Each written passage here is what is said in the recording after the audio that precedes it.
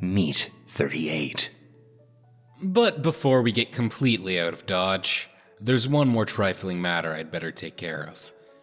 It's a big day, but not one my dear brother-son and his irascible boy-wife seem to be relishing. Dave and CANON are both squatting in their shameful bunker of defeat, all the curtains drawn shut so that the sunlight cannot disturb an atmosphere that was carefully cultivated to facilitate their sourpuss moping. The only illumination is emanating from their television screen, which broadcasts the bright and sunny scene of Jane's inauguration. She stands at a podium in front of a crowd of thousands of her adoring fans and subjects, belting out one killer speech. I wrote it, so you know it's good. But the mood in here is heavy. I think they've been coasting on denial for a while, but today is the day they finally have to accept that there are no takebacks, no do-overs. Jane is the president, and that's that. CANON's all balled up on the couch as he stares hatefully at the televised production. He doesn't look up when Dave walks back into the room, carrying 2 massive bottles of liquor. Hey, wanna get drunk? Huh? I went and got all this fucking booze. You got booze? Yeah, check it.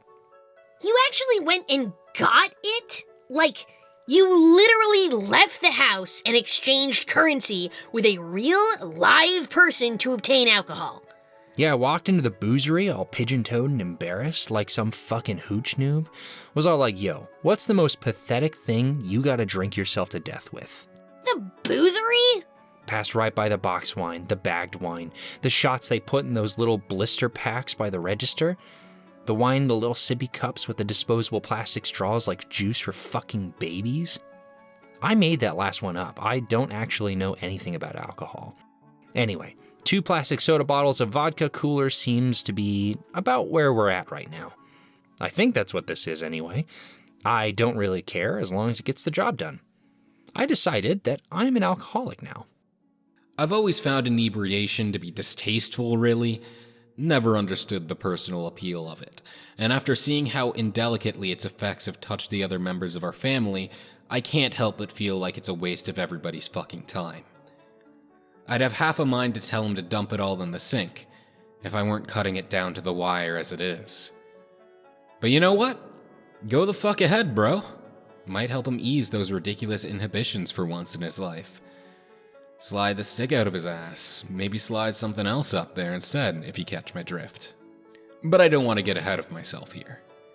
At this stage, anything could happen. Dave sits beside CANON on the couch, and sets the alcohol down on the table in front of him. He sinks heavily into the cushioning with a sigh. Have you now? Yeah, it's never too late to develop a substance abuse problem. I've been thinking about it for a while, and it seems like it's time for me to finally get on the wagon of not being on the wagon. That's really great, Dave. Thanks. Anyway, how's the inauguration? You having a good time dwelling on every tiny little factor that cumulatively led to our electoral defeat? And how if just one thing had been different, it would have been us up there. Ugh. You and I both know nothing mattered in that campaign but Jake's fucking speech. Yeah, I mean, I just keep imagining what would have happened if that absurd Rube Goldberg machine of life-ruining humiliation had been stopped at any point. Maybe just being backstabbed by his endorsement alone was something we could have recovered from with some rigorous counter-campaigning. But what if I had been fast enough to cut him off before he even said anything? What if I hadn't accidentally fallen on him on the stage when I was rushing over there to stop him? What if he hadn't freaked out like I set off fireworks next to a nom-vet and started trying to fucking scrum me? What if I just backed away from his punch with my legs like a normal person instead of warping the flow of time to escape causing him to become so startled he shit his pants? What if I hadn't gotten so visibly grossed out by the smell that even the people watching it on TV could tell what had happened? What if he hadn't started sobbing when the audience in the front rows started throwing up? What if we had better security and stopped that lady from running on stage during the fracas and announcing that Jake has been dodging paying child support for their 3 kids? What was the line? It wasn't that bad. You think? Karkat falls into a vacant 1,000-yard stare. Yeah, see, that's why I'm an alcoholic now. Want a drink? I have sympathy. I really do. It's tough to devote so much time and effort to something, come so close to tasting victory, just to have it snatched out of your grasp at the final instant. I might even feel bad about it in any other circumstance. But this was how things had to be. It's better this way. They know that. At least Karkat certainly does. If I'm being perfectly fucking honest, I'm glad I lost. I never wanted to fucking win in the first place. Dude, come on. No, I'm being serious. I'm not even doing some sour grapes. I never wanted it in the first place because I'm a sore loser trying to delude myself into thinking I don't care sort of thing. Obviously, I fucking care, since now the planet is going to be completely ruined by the jumped-up fascist dictator who has every intention of gradually genociding my species into non-existence before my very eyes. But I cannot fucking think of a single thing in the universe I wanted to do less than be the stupid fucking president. Thank human Obama. Wait, was there a troll Obama? I'm the fucking troll Obama, remember? Karkat, you would have been so much more than Obama. God damn if that isn't the most romantic fucking thing I've ever heard.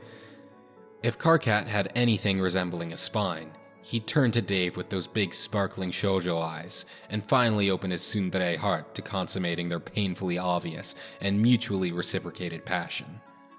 But he doesn't. So he gives a non-committal little sniff and turns back to the inauguration instead. Obviously, I've got an agenda here. It's pretty clear to me what these guys want out of this relationship, despite the fact that both of them being bottoms evidently makes it impossible for them to pass whatever last ludicrous psychological obstacle stands between them and non-stop animalistic fucking. I've let it go on like this for long enough. These stooges clearly need some help. I could insist that they just fucking go for it already, using the methods available to me. I'd rather not. There are certain boundaries I'm not inclined to cross, primarily in service to the emotional integrity of my friends' respective personal arcs. The little moments like these don't mean anything if they're coming from me, do they? As such, insistence isn't the tool I'd prefer. Persuasion is the one I reach for. And in a case like this, I can't imagine it's going to take that much. They fall into another silence that's more comfortable than it has any right to be. The crowd is really going nuts for Jane now, since she's hit one of the best parts of my speech. She's just blasting the fuck off about how good the economy is going to get. I could feel Dave's teeth grinding all the way down to the narrative fabric of reality. Dave reaches out for the booze. It's past time to get wasted, he thinks. But Karkat is starting to realize how much all of Dave's efforts mean to him. It's really welling up inside him now. He's so emotional about it that he can't help but say something. Hey. Dave stops with his arm outstretched. His gaze turns to meet Karkat's, but Karkat can't bear to hold the eye contact for long. Looking at Dave is like staring straight into the sun. He is awfully handsome, isn't he? Then again, crawling out of a primo gene pool does have its benefits. Yeah, buddy? What's up? Hey, don't worry about it. You don't have to explain yourself to me. I get it. It makes sense. I'd always felt the same way, kind of. Like, about all my shit with Spurb and whatever. The reluctant hero's journey. That feeling where you're being dragged along to being a kind of guy everyone is saying you have to be, but you've never felt like there's any way you can really become. Where every second you feel so sick with your own self-doubt and fear that you can't bear to even imagine the future. And you think, why me? Even though you know it can't be anyone but you. That's why you do it. Yeah. Lol. I wasn't trying to explain myself, though. I just wanted to thank you. Huh? For what? Karkat's eyes drift from the TV to the floor. The slightest of smiles tugs at the corners of his mouth. He feels something warm inside of his chest. It feels right. It's something he needs to say. For everything. Even if we didn't win, I'm glad we tried. I'm glad we went through this together. Me too. More than anything, You believe in me in a way nobody ever has before. More than I've ever been able to believe in myself. I've never really felt like this before. Felt like what? I mean, it's not like I've never had friends before, people I care about, but when people tell me they care about me, on some level, it's hard for me to really buy it. They can list whatever justifications they have for liking me, and it all feels like bullshit. It's like, are you fucking kidding me? You can't really expect me to believe you seriously think this about me. There's no way you actually see me that way. You just feel bad for me. You're talking down to me like I'm some sort of pathetic wiggler who needs to be coddled. Or you're just imagining I'm whatever way you wish I would be. Some person who's better and smarter and stronger and kinder and more valuable than the person I really am. I can never understand why anyone I care about would ever waste their fucking time on me. But with you... Karkat draws a breath and curls up on himself. His instinct is to pull back, but he's fighting it now. He needs to see this one through to the end. But with you, it makes sense, I guess. When you say something nice to me, I'm like, yeah, okay, that's comprehensible. I see how you got from point A to point B. I can know you the way I do and think about who you are, and I can understand why you'd want someone like me beside you. I don't have to wonder what's missing. You're on my level, and I'm on yours. I believe that you see me in front of you the way I actually am, for better or worse, and still like me anyway. So, even though it's still hard for me to believe in myself a lot of the time, I believe in you, so I don't need to. So what you're saying is you believe in me who believes in you. Dave, please. Yeah, kind of. Fuck, man, that's kind of deep. I know. So, yeah, that's what I've never really felt before, and I'm glad we're Come on! You're so close! I'm glad you're my friend, Dave. Oh, for the love of God. This is practically slapstick at this point. My friend? That was the most excruciatingly overblown and socially maladapted love confession I've ever had the displeasure of witnessing, including my own. And he still managed to fumble it into obscurity at the last moment. The guy was barreling in for an unimpeded touchdown and took a hard left straight into the friend zone. It's not like Dave is stupid. He's picking up on the subtext. It's just Karkat's cop-out that's filling him with doubt. It was a little too obviously sentimental. So obvious that maybe the friend thing was a deliberate warning. Maybe relationships aren't a thing Karkat can really do. Maybe if Dave crosses the line, he'll ruin everything. Better this excruciating liminal space. Something more than friendship, but not quite love, than nothing at all. I look Dave right in his mind's eye and tell him to cut it the fuck out. He wants it. You want it. So just go for it, my man. It's now or never. Oh. Same. I feel every brain cell in my immortal body begin to perish in real time. Dave, you cannot actually be that bad at this. How the hell are you walking around with my genes and still acting like this? So... Look, even you can manage to top this guy. You've got it easy, dude. He's gonna open up for you, like he just rolled up on a Denny's at 3 a.m. with all the boys in a Groupon. You can do it right here on the couch if you want. Dave scrunches up his face a little like he's constipated. Okay. Maybe I'm getting a little worked up. I need to dial it back. Is something wrong? Huh. No, sorry. I just had an absolutely insane train of thought that kind of sent me for a loop. What? No, it's extremely better that I don't tell you. I kind of forgot what we were talking about because it was so awful. Huh.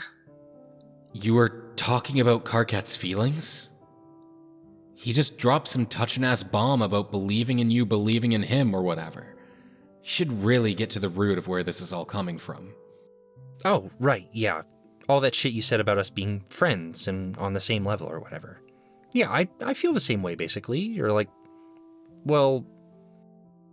What? I'm not sure that I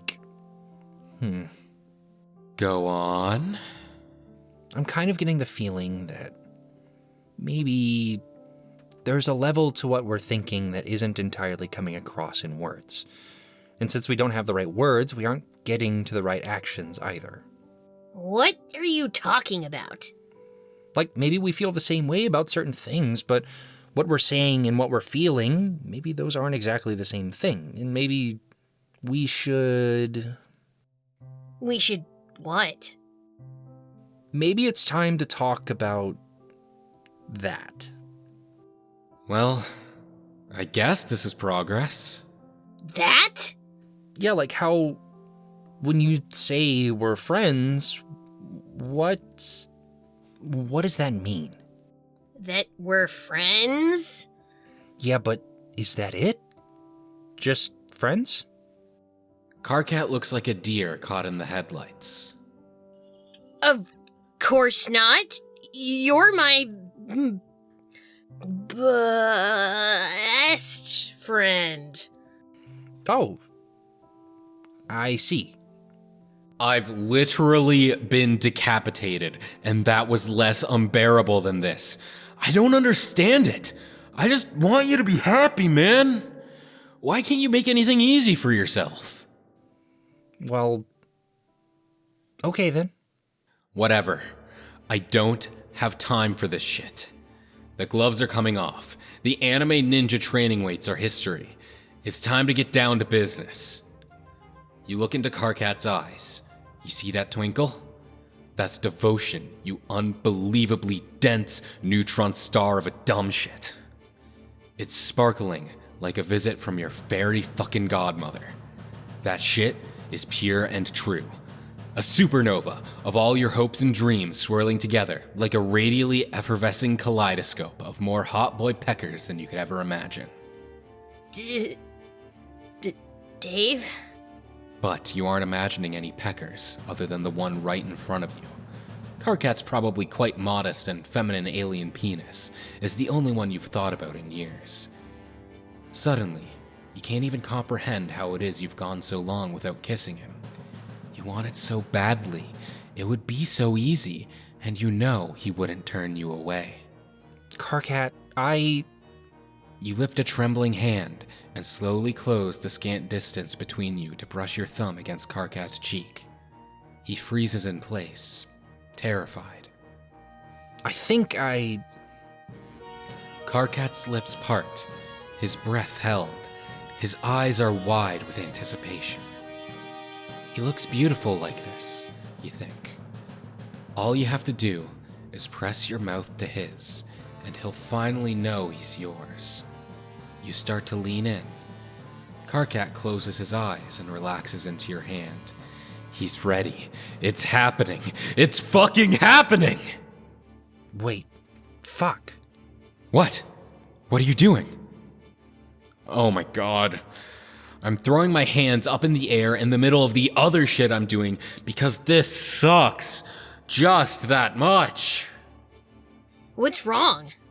Did I do something? No, I just can't. Shit, it just feels like... It feels like nothing, Dave. Don't worry about it. What the fuck is going on? This feels really off. Huh? I don't know, I just keep having thoughts I know I'd never think. Oh, come the fuck on. I'm going to have an aneurysm. He's hearing me, but not listening to me. This dude has such a titanium grasp on his own born-again virginity that not even the literal hand of God can compel him to kiss his own goddamn boyfriend. What is that supposed to mean? I have no idea. I'm sorry. Dave pulls away. Karkat looks like he's about to throw up. I'm about to throw up, if I'm being perfectly honest. I don't know what to do at this point. He doesn't know it's me, but he's fighting my influence with every ounce of strength he's got. If I push any further, things could get messy, epistemologically speaking. I could try more of a backdoor approach and nudge them towards the sauce, but I don't know if even that would help at this stage, and my timetable for direct physical intervention is fairly limited. I take a deep breath and get myself under control. My light psychological intrusions may have only made things worse. Invested as I am in the outcome of this encounter, I know forcing their hand would be a mistake. If Dave passes that threshold not of his own will, it'd be a hollow victory anyway. There's nothing I can do but settle down, step it back, and trust my boy to bring it home. The gears are turning in Dave's head. He knows he stands at a precipice, and what he decides here could mean everything. Maybe that forced kiss seemed wrong, but he knows what he feels doesn't. He can't deny that.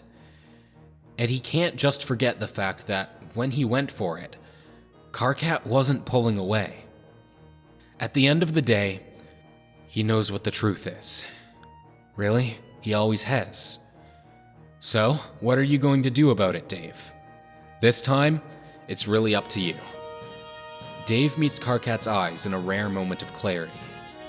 It's then, I think, that they both finally realize what's been obvious to everyone else all along. With a measured motion, Dave pulls his shades off of his face. If Karkat was stunned before, he's even more stunned now. The privilege of a Strider eye moment is about the most earth-shattering experience a young man will ever have in his life. For once, neither of them have anything stupid to say. All they have is an electric connection that is no longer possible to ignore. Dave brings his hand back up to Karkat's cheek in a gesture much more confident than the last. He's not rushing anything this time. He's only doing what feels right, taking it each second at a time. Karkat's tension begins to dissipate from his body in stages. His stiff shoulders drop, his guarded expression relaxes, and when he covers Dave's hand with his own, he's not shaking at all. Karkat helps Dave slip his hand from the side of his face around to cup the nape of his neck. It's a tender, steadying touch. Dave applies only the slightest of pressure to draw him forward, and Karkat follows his lead. They're so close that Dave can feel Karkat's shallow breath ghosting over his skin. Karkat's eyes are shimmering and wet as they flutter closed, moisture beading in his thick eyelashes. His tongue darts out to wet his lips. All that's left is just one more step, just one final inch, and it's over. They both move to close the distance at the same time. There's a second where both of them freeze like that, still in the intimate contact, nothing but the warmth of each other's bodies, and the dawning realization of a significant boundary crossed. Dave draws in a sharp breath, lets his lips part, and just a little more. That's it! Yes! Wait, Dave, don't linger. Some lines of stress appear on his face. He's struggling with something. No, Dave, don't fucking do this! He's grinding his teeth and putting both hands up to his temples. Beads of sweat dot his brow. This is so fucking unreal. Holy shit, Dave, if you so much as— Get the fuck out of my head and just let me do this myself. What? Dude, come here. Oh my god. He fucking just— Wow. Dave lunges forward and kisses Karkat directly on the mouth. It's like a dam has burst. Neither of them could hold anything back now, even if they wanted to. It's like— God damn, I'm sorry. I'm blowing the description here, and missing a lot of good shit. Just caught me so off guard. Dave, my dude, I'm proud of you. Okay, I can do this. I fucking need to do this justice. Cracks the motherfucking knuckles of a yaoi poet and gets down to business. You know what? Nah. I'm not going to intercede with a single word further, and I won't let you either. I won't cheapen this beautiful moment with my base editorialization just to satisfy your voyeuristic curiosity. Frankly, I'm offended you'd even expect me to. What they're getting up to here is nobody's business but theirs. DaveKat is canon, and that's really all there is to say on the matter. Let's give these crazy lovebirds some privacy and move on.